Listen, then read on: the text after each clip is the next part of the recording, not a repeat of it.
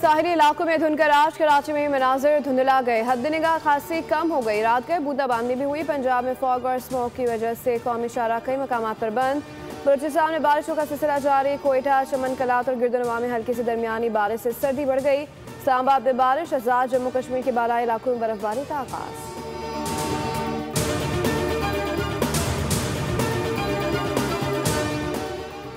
Under 19 Asia cup का final, रिवायती हरीफ पाकिस्तान और भारत मद्दे मुकाबिल। भारत का टॉस जीतकर फील्डिंग का फैसला पाकिस्तान टीम की क़यादत फरहान यूसुफ कर रहे हैं। ग्रीन शर्ट से सेमीफाइनल में दिफाई चैंपियन बांग्लादेश को शिकस्त देकर फाइनल में रसाई हासिल की।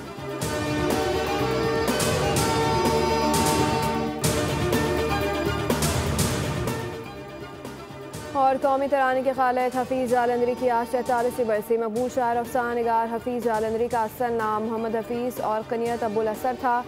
अपनी मशहूर किताब शाहनामा इस्लाम इस्लामी और कौमी रिवायात का अहया करने पर उन्हें फिरदौसी इस्लाम का खिताब दिया गया।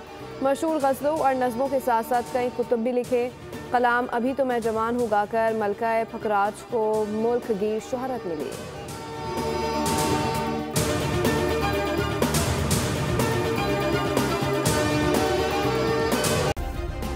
सब्सक्राइब करें और बेल दबाएं ताकि कोई खबर रह न जाए।